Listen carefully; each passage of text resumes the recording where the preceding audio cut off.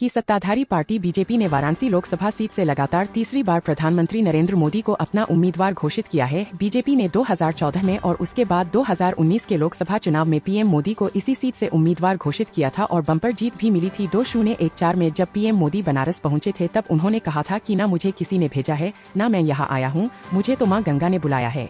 वाराणसी से तीसरी बार उम्मीदवार घोषित किए जाने के बाद पीएम मोदी की प्रतिक्रिया भी सामने आई है। पीएम मोदी ने सोशल मीडिया प्लेटफॉर्म पर एक्स पर ट्वीट करते हुए कहा, बाबा विश्वनाथ की नगरी काशी में तीसरी बार अपने परिवारजनों की सेवा को लेकर बहुत उत्सुक हूँ। के नेतृत्व को बहुत बहुत धन्यवाद। इसके साथ ही मुझमें निरंतर विश्वास जताने के लिए पार्टी के करोड़ों निस्वार्थ कार्यकर्ताओं को मेरा नमन। विकास के चौतरफा प्रयास में कोई कसर नहीं छोड़ूंगा। पीएम उन्होंने आगे कहा, 2014 में मैं लोगों के सपनों को साकार करने और गरीब से गरीब को सशक्त बनाने का संकल्प लेकर काशी गया था। बीते 10 वर्षों में काशी का कायाकल्प करने के लिए हमने अलग अलग सेक्टर में तेज प्रगति की है। विकास के इस चौतरफा प्रयास में आगे भी कोई कसर बाकी नहीं रखूंगा। काशी के मेरे भाइयों और बहनों ने मुझे जो अपार स्नेह और आशीर्वाद दिया है उसके लिए मैं हृदय से कृतज्ञता व्यक्त करता हूँ।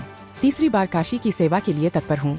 प्रधानमंत्री ने कहा, मैं बीजेपी नेतृत्व को धन्यवाद देता हूं और मुझ पर निरंतर विश्वास करने के लिए पार्टी के करोड़ों निस्वार्थ कार्यकर्ताओं को नमन करता हूं। मैं तीसरी बार काशी के अपने बहनों और भाइयों की सेवा के लिए तत्पर हूं। मैं काशी के लोगों को उनके आशीर्वाद के लिए विशेष आभार व्यक्त करना चाहता हूं, जिसे मैं बहुत महत्व देता हूं। पीएम बोले, 140 करोड़ लोग हमें फिर से आशीर्वाद देंगे। हमारी पार्टी ने कुछ सीटों के लिए उम्मीदवारों की घोषणा कर दी है और सीटों की घोषणा आने वाले दिनों में की जाएगी।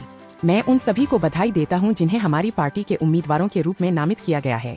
हम सुशासन के अपने ट्रैक रिकॉर्ड के आधार पर लोगों के पास जा रहे हैं और यह सुनिश्चित कर रहे हैं कि विकास का लाभ सबसे गरीब लोगों तक पहुंचे।